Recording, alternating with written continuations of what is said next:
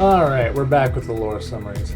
This time, we're covering Chapter 2, which, at the time, was not well liked, but after Chapters 3 and 4, doesn't seem so bad. While this chapter does wrap up a few loose ends from Chapter 1, rest assured it leaves many more unresolved plot lines behind. Now, in the interest of not making you wait another year, let's get into Chapter 2.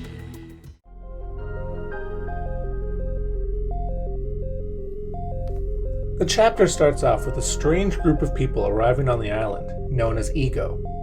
As they explore the new island, they run into a second group that looks eerily similar to them, known as Alter. Honestly, the whole plot for this season is Ego and Alter getting into random skirmishes, like this one between 8-Ball and Scratch in the woods, where you might just miss a hint for the next season. It also gets revealed that Chaos Agent is the leader of Alter, but this doesn't matter as he never shows up again.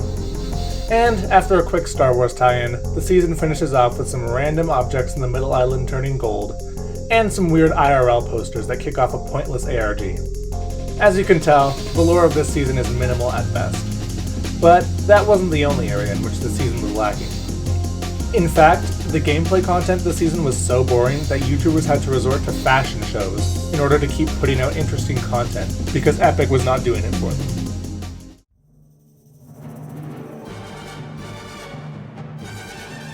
Yep, it's time for everyone's favorite season, the one that introduced AI, Mythics, and Golden Daddy Midas. Unlike the previous season, this one is actually rich in lore. We follow a group of agents caught in between the Alter vs. Ego war, and these two groups have now been renamed to Shadow and Ghost respectively, because some internet epic thought of these way cooler names halfway through Season 1, but it was too late to change them. Over the course of the season, each agent chooses a side in the war, with Midas and Sky on Ghost, and Brutus and Tiantina on Shadow.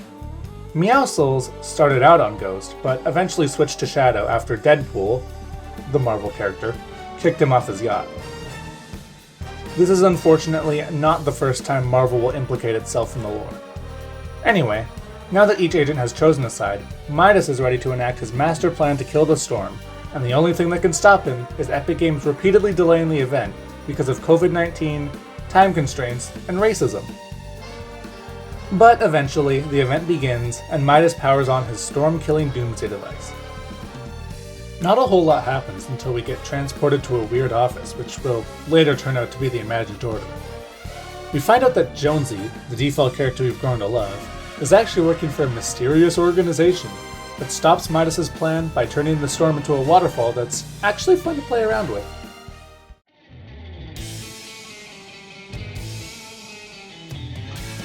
So the water wall created by I.O. has now collapsed, and the island has flooded. After Midas gets eaten by a shark, Shadow takes over the island and is being led by Jules, who will later turn out to be Midas' daughter. Couldn't have had Chaos Agent show up for this, could we? He really got done dirty for a guy who's literally on the logo. Oh yeah, and they changed the logo for no discernible reason. Meanwhile, Ghost is out there hanging out on a pile of their own kind. Trash!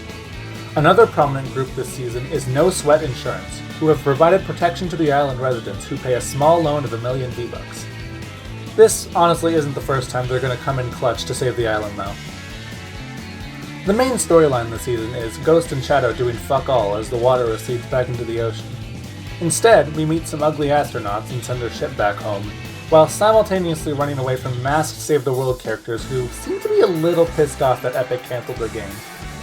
However, just when you thought nothing was going to happen at all, Donald Mustard turns on the collab machine and brings a shit ton of Marvel characters into the game. And yes, it's canon on both sides.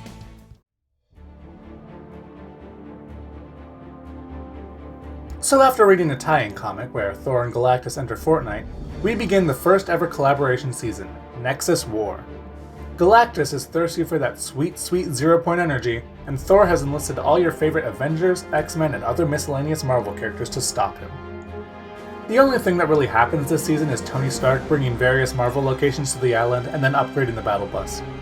Meanwhile, Epic Games is laughing their way to the bank with every collab outfit they put in the shop. Midas comes back in spirit form for Halloween, and then gets banished to the underworld, never to return. Until Chapter 5. Finally, it's time for the event. Galactus starts sucking up the 0 point, and Iron Man makes us drive a battle bus rigged with explosives into his mouth. But this island isn't part of the Japanese Empire, so it's not a suicide mission. Instead, we get kicked out at the last second and watch Galactus and the rest of the Marvel characters get sucked into a rift back home. Then, we get to stare at a countdown clock for several hours and listen to Jonesy post audio logs of his kidnappings on Twitter.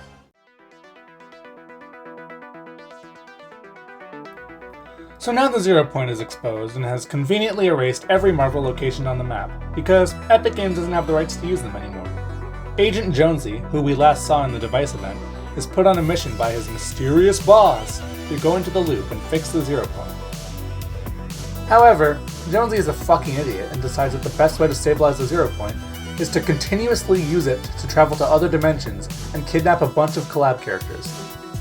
Unsurprisingly, the Zero Point doesn't feel too good after that, and Jonesy starts to realize that everything he knew about the Imagined Order was a lie, and that he's going to need some outside help to fix the mess that, let's be honest, is at least 50% his fault.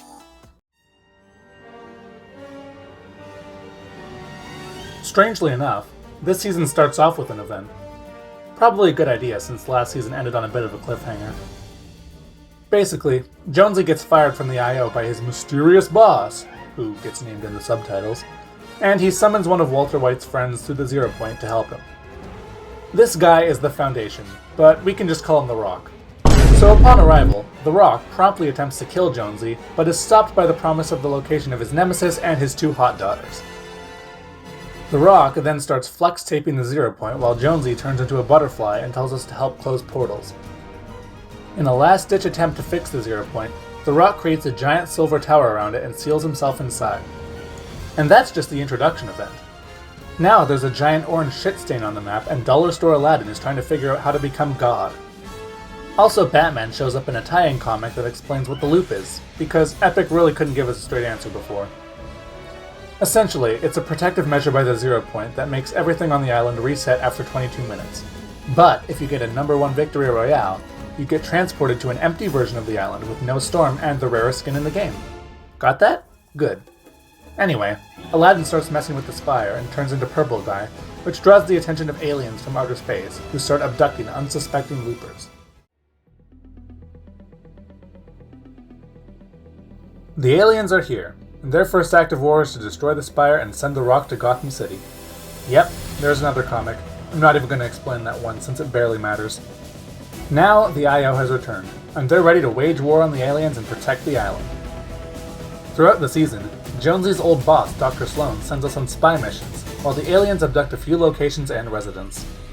Dr. Sloan's ultimate plan is to hide bombs under Corning Complex, wait for the aliens to abduct it, and then send us up with them so she can blow up the mothership from the inside.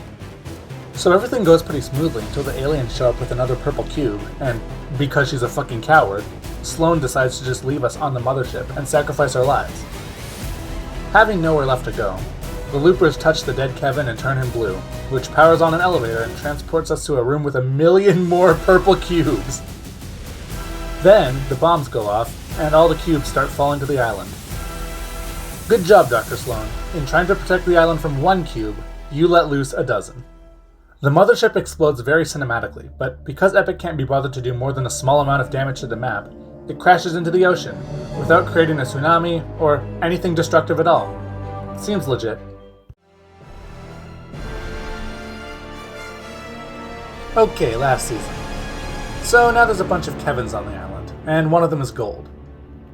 They all start rolling around to the center of the map because that's where everything happens in Chapter 2, and then they come together to form the Convergence. Overlooking the area is a strange woman in a ball who goes by the title of the Cube Queen, and she's fucking awesome for the whole month she remains alive.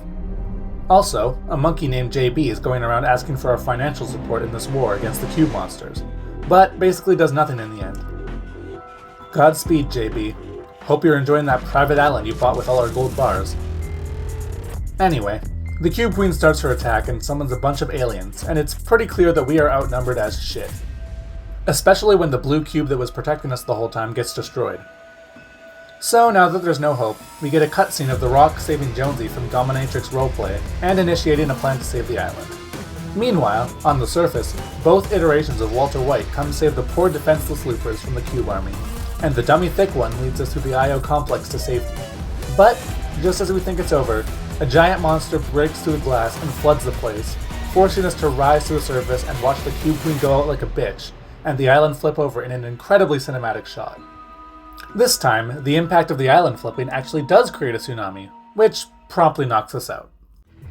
Well, that's about it for Chapter 2. As promised, this chapter left quite a few more questions than answers, and I fear it's more of the same for Chapter 3. But as always, I'll be there to give you guys an in-depth, season-by-season analysis that truly rivals even the best lore channels. Anyway, that's it for now, and I'll see you later.